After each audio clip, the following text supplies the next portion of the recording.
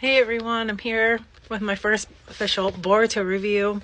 So I watched episodes 1 through 4 because I think I'm just going to do that because I feel like there's just so many episodes, and honestly from everyone's suggestions I'm probably going to switch to the manga after a little while because I'm more of a reader anyway, and I just feel like the manga might have more detail except for fight scenes because I love me a good fight scene or like a really great storyline. So maybe I'll just like go back and forth. Anyway, sorry, I don't know where I'm going to film yet or like really what I'm doing anymore. So obviously I'm in my closet. So I'm sorry for the weird quality of this video. But anyway, so I started it and actually it was pretty good. The biggest surprise to me at first was the definite change in the Konoha village. I can't believe like how modern they made it. And I didn't think I was going to like it because I really enjoy the aesthetic of Naruto, like everything about it.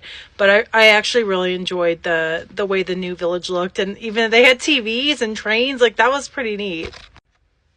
And of course, it wouldn't be nostalgia if Boruto was anything less than bratty. I'm sure he matures just like Naruto did, but a little bit. I don't know if I'm just if it will change, but I feel like they're trying really hard for the nostalgia, which I don't mind. But like I don't know, it's just like they made Boruto like the same kind of bratty as Naruto, but Naruto had like a type of different like charisma and like aura about him that I really just think, I don't know, made him more likable. I'm sure I'm going to like Boruto eventually, but it's not that I dislike him. He just seems a little bit more bratty, and I think it's because Naruto like didn't have parents and he had a really rough childhood that, you know, everyone does give him a little more slack. I love Shikadai. Oh my god. I hope they become best friends, and I really enjoy like the dynamic with Shikamaru and Tamari and him. I don't like how he says a drag all the time. I think it's cool. I love the nostalgia. I just think it was like a little too much, but I see like where they're going there. But I really like their friendship, and I hope it's kind of like the same as Naruto and Shikamaru's friendship. Ooh. And you can tell poor Naruto is so stressed out. I like kind of empathize with him because, again, like I'm a little bit like an elder millennial, I want to say. But I mean, when it first came out in '99, I think I was like a little younger than him. And then like when Shippuden came out, I think I was around the same age. And then now I think I'm around his age too. So it's just like I understand those phases of life, you know, really well now. But Naruto just seems stressed as hell. And I actually feel bad for him. But when I reviewed my last review was actually pretty funny. It was like 14 years ago. And I was like, I know how Naruto's going to become the Hokage one day, and Sasuke and him are going to be best friends. But I have yet to see Sasuke. Where is he? Is he okay? Assuming, I know he's alive. He's got to be alive. I'm really looking forward to him because he was one of my favorite characters too. I don't know how you all feel about this, but voice acting is really, really important to me. I think that can make or break a show. I usually love to watch dub. That's my favorite way to watch it, but I do have a few exceptions, Naruto being one of them. I love the voice acting, and I enjoyed that the originals are in this one too, because I think that would have been like almost a deal breaker for me. Some people don't care. They would have just watched the dub anyway. I've watched with Naruto and Naruto Shippuden, I've watched both all the way through, sub and dub. So I think they're both great. But I was really happy that the voice actors were back. And the story so far is pretty good. I'm just pretty much, you know, on 1 through 4. They're just like introducing everyone. Denki, he seems like a cool kid. I'm really confused about the snakes though.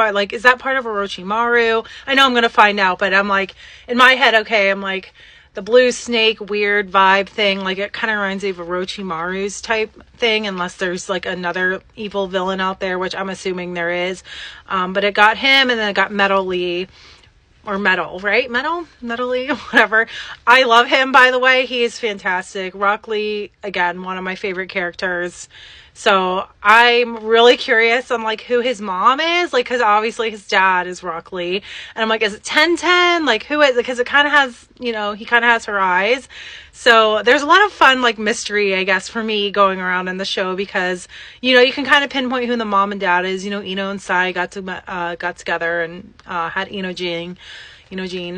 And then Sarada, they introduced her on the 4th episode, and she's a little snobby, but you know what? Like, her parents, are really strong ninja, so I guess I can see why. She seems kind of insecure. I did kind of like the Battle of the Sexes. Was kind of funny when they were like doing their little battle to get the flag or whatever, but I actually am enjoying the story. The only complaint I want to say, because I'm going to try really hard not to compare both, is I will tell you the original Naruto, the grittiness, the hand-drawn, like the seriousness of it all. I mean, there was goofy moments, but it was just so like raw and gritty.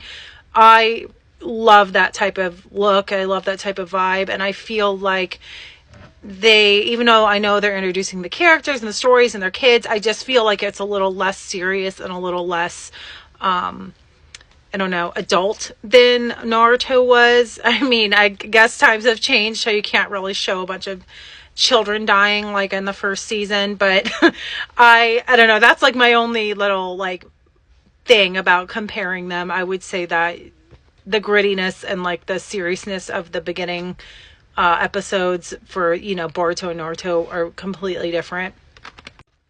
Another really funny positive thing that I wasn't expecting was Boruto being afraid of Hinata, because in the original series she's like this meek, cute, sweet woman, and she still is, but like I love that whole thing of like there's like a dark side to her, even though she hasn't like done anything. It's just like they're kind of like freaked out by her, and I think that's really cool. She has like this quiet strength. Back to Shikamaru, he is an amazing dad, and I think he got that from his dad, obviously, but he's such a great character. He's dynamic, but he's not like, he has like this one side to him, but he has so many different type of thoughts and attitudes towards things, and he does surprise you. But I'm not surprised about how good of a dad he is. Naruto, I don't know yet. Boruto's making him seem like he's the worst dad ever. I really hope that's not the case, but even if it is, like, Naruto didn't have parents, so he's trying his best, okay? I'm always gonna stand for Naruto. Like, he's the best. He's trying his best. He has 2 little kids. He's Hokage, so I think I can give him a little grace. Konohamaru, amazing. I love his character development. Shino, great too. I think it's really funny how he's trying to be so serious and like a really great teacher, but the kids don't even like pay attention to him. I don't know if that changes or not, or if that's like a funny thing they do throughout the show, but I like laughed every time that happened. He's like trying to give them a speech, and then they're always like gone or like not paying attention to him.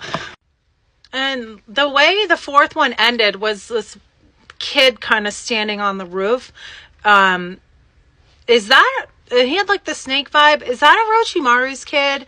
Speaking of Orochimaru, he was such the main character villain, you know what I mean? Like in the beginning of Naruto.